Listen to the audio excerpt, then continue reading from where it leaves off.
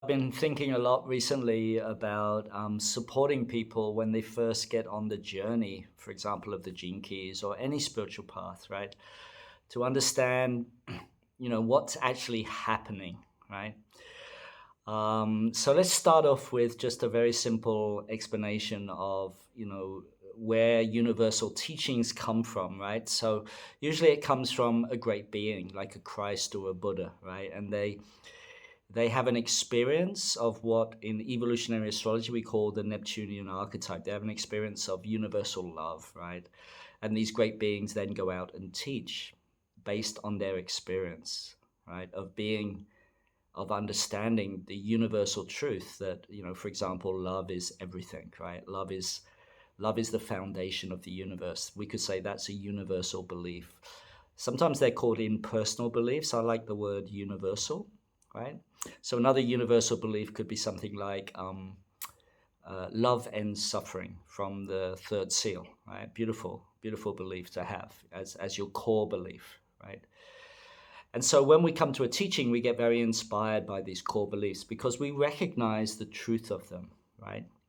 And oftentimes those core beliefs challenge, well, they always do, they always challenge our own core beliefs that come out of the Venus sequence, that come out of our ancestral and childhood wounding, right? And so what happens when we start on a spiritual path is that these things conflict inside of us. So we have these personal beliefs and we have these universal core beliefs, right? And they impact us, right? So, I've been thinking a lot about this and how to support people in understanding the actual process. And I think, I really think this should be explained right at the beginning of a spiritual path, at the beginning of the gene keys, the beginning of my trainings in internal alchemy, whatever path you're following. You need to have real clarity about what that process of those universal core beliefs hitting your own personal, beliefs that have arisen from wounding, right? And that's why, the pearl comes after the Venus sequence because as you know, the pearl is about lucid thinking and it's about having a mind that's more associated with the universal mind. That's my understanding of the pearl. But more, I think I've talked about before that, Jupiter as an archetype represents belief, it represents truth. Jupiter rules natural law, right? And so these great beings, they teach these natural laws like love and suffering, Another great example of a universal or, a loving belief is from Tony Robbins, right? When he says, life doesn't happen to you, it happens for you, right? That's a beautiful truth, right? And we sort of recognize that truth, right? But our personal self takes it in a completely different way, right? Because life, when Tony Robbins says life happens for you, what he means by that is that it's like you have the metaphor in nature, like an acorn seed, right? The potential is in that acorn seed, right, to become an oak tree, right?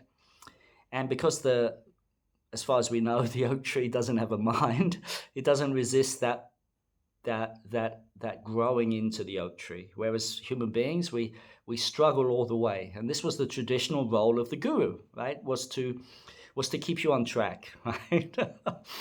And if you've read any of the guru disciple autobiographies, and one of my favorites is Chasm of Fire, by Irina Tweedy, who had this Sufi guru who literally, just stayed with her through our whole journey, right? And eventually she reached freedom, but she went there kicking and screaming. I really recommend that book to get an idea of that journey, right?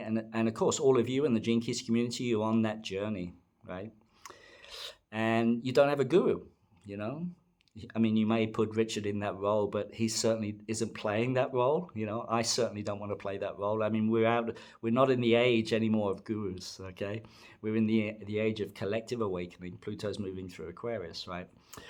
So how do we navigate these two things? How do we navigate, universal truth from the mind's point of view, and like our personal beliefs, right? So let's call them core, universal core beliefs and personal core beliefs, right? That is really where all of our suffering comes from, is the sort of interaction of those two things within your energy body, right? So as far as I can see, what we need to do is we need to, like the Gene Keys profile is not a linear profile. It's not like you do the activation, then you do the Venus, then you do the Pearl, right? It's all together. It's a spherical model, right? So you have a breakthrough in one of the spheres and all of the spheres open, right? So don't get in your mind that you have to go all the way through before that opens, right? On one level, it looks like that, but it's not really like that. It's more like a sphere, all right? So I think the most important thing when you start on this journey, and even if you've been doing the journey for a while, is to understand this process of how your core, these core spiritual truths and core beliefs impact your own wounding, right? Because that wounding creates mental stories, right? So for what I see is that when you're on the path, you have to really make sure that your core beliefs are in alignment with truth, right? So you could say love ends suffering is your core belief, right? And then you see all these experiences in your life that don't resonate with that, right? You say, oh, I was loving, but it didn't end my suffering, right? Or something like that, right? But anyway, we all know what shame feels like. We all know what fear feels like. We all know what, rejection feels like. We know what that feels like at the feeling level. So we need to validate that when we feel it, right? We need to validate it. But the thing that you have to break the habit is not letting that feeling now come up into the mental body and start to create a story, okay? That is, as far as I can see, that is the most important key. This is how I've had the most growth in my life, is just by, and it's really the teachings of the Gene Keys, right? Is to parent yourself, right? And that means that when the wound is triggered, so shame gets triggered, for example, you feel it and you validate it, right? It's like you say, oh, I'm feeling so much shame right now. Or, you feel it, you allow it to feel, but that's it. Once you feel it, you don't allow it to go up into the mental body. And, like the shame archetype could create this feeling, oh, I'm never going to be as good as that person. You're going to compare yourself or whatever, right? Or I'm not as stable as that other person financially, something like that. Anyway, the point is, don't allow the feeling of shame to get into your mental body. It will in the beginning, you're going to have to develop a habit, right? Okay. And so you want to hold the pearl, you want to hold the highest possible truth core belief that you can, right? So whichever one you're drawn to, right? Whichever one you're drawn to. And that has to be your guiding light, right? Love ends suffering, right? That has to be your guiding light. And simultaneously, you have to hold the space. You have to hold the capacity inside of you to feel the shame, to feel the guilt, to feel the fear, and not let it go into the mental body. You just got to make that habit. You've got to make a choice, right? In my trainings, in my teachings, I invite people to bring their feelings into the ritual of Wujigong. It's a ritualistic form. And often on my journey, when I feel my wounds, I want to feel them more. That's my request. Can I feel the essence of this? I remember about 2 years ago, I've got the 19th gene key in my SQ, and I had this real feeling, like there's not enough resources for everyone, and I was making this mental sort of story, I was feeling a lot of pain, a lot of shame, and so I took it into Wujigong, and I said, I want to get to the truth of this feeling. I want to really feel this feeling fully, that I'm never going to have enough, or something like that. I can't remember now. It was a while ago. But I remember bringing it into Wujigong and just crying and crying and crying. So my mental body wasn't activated at all, because I wanted to feel fully the wound. I just wanted to feel it fully, And that's been my journey of just allowing myself to feel things as fully as possible, right? And at the same time, really shifting my mental body into these more universal core beliefs, right? And so I recently had a breakthrough in my pearl, right? I've got the 47th gene key there. And my personal belief before the pearl really opened up for me was something like, oh, some people have an easier time than others. Some people have more money. Some people have less suffering. This sort of comparison type of thing, type of energy, right? My belief now is very clear. It's suffering happens to everyone, and we all get the suffering we need to evolve our soul. It's basically in alignment with what Tony Robbins says, is that life happens for us, not to us, right? So that has opened up an amazing relaxation in me to realize that there's nothing broken in me, right? And of course, the reason I had that sort of belief is because I have the third line as my life's work. So the third line tends to compare itself to others and think there's something wrong with it because everyone else seems more stable, right?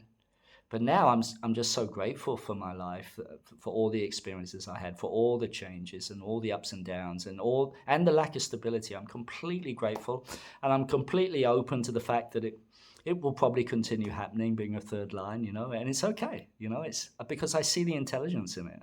I know the intelligence of that. I know the perfection of that. That's my sixth line. It's the only sixth line I have in my pearl, and it's a beautiful thing, to really feel the sixth line open inside of you. And it's where all these teachings now are coming from, So this sixth line in me is like I want to really try and pass on any wisdom I have. So you might want to try this for a little while, right? Like really try to find those core universal beliefs that you really resonate with. And there's so many examples of those. You can take them from the 7 seals, for example, right? I just quoted one, right? Love ends suffering, right?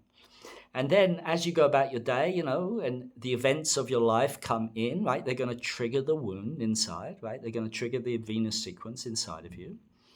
And that's okay. That's always going to happen. And your job is not to let that wound go into the mental body. That's your work, okay? That's your work.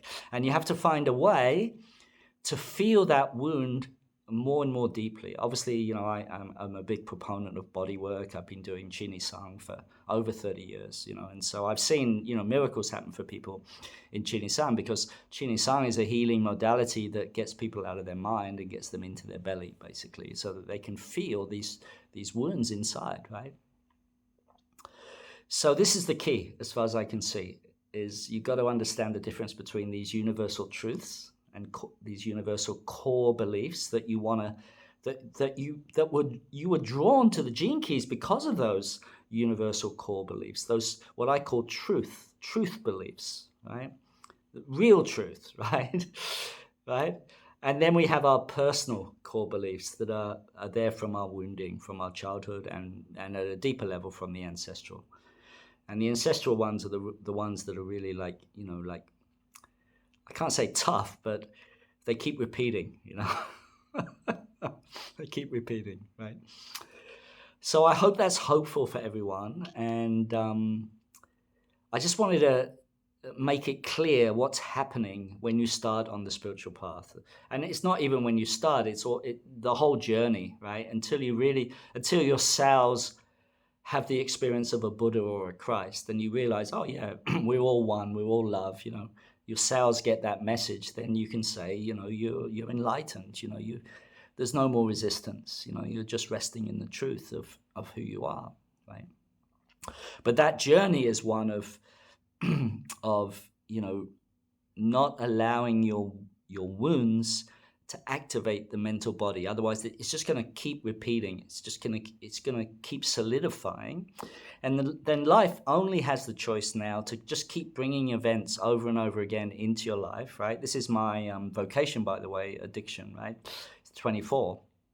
I've seen this play out in my life, right? Where, things keep repeating until I get the message, right? Until I get the message, there's more freedom in that understanding, right? right? So this, you have to understand this as well, that all the external events in your life are not random. They come in for a reason, right? They come in to cultivate that potential, right, that we all have, right? All right. So I want all of you to try this, right? Not allowing the wound to go up into the mental body, right? And we have so many tricks around that. Like one of the key things that I see that, and it's very addictive for many people, is they get addicted to a spiritual practice. And so as soon as that wound gets triggered, they think, oh, I have to do more spiritual practice, or I have to. Actually, no. Once it's triggered, that's the moment. That's the moment not to use your mind and try and avoid it, but it's the moment to actually feel it more. So when shame comes up, you have to really feel it. Like ask to feel it, right? Ask to feel it at a much deeper level. Like ask to feel it at the roots. Okay, it takes courage. But I promise you, it's a much better path. It's a quicker path than letting it go into the mental body and just start this whole process. You know, this is what we call resistance, is allowing that wound to go into the mental body, right? So we can hold both simultaneously. We can hold a very powerful universal core belief and at the same time parent our wound. So we recognize when we feel it, we allow ourselves to feel it, but we don't allow it to go in and create a mental story, right? That's the key. Okay, don't let it make a mental story. And we have that power to do that. We have that power to choose not to allow that to create a mental story for us. And it will be one of the greatest things you do on your spiritual path, is just allowing that. All right, so I hope this is helpful. I mean, I know it's quite a long video. So yeah, sending all love.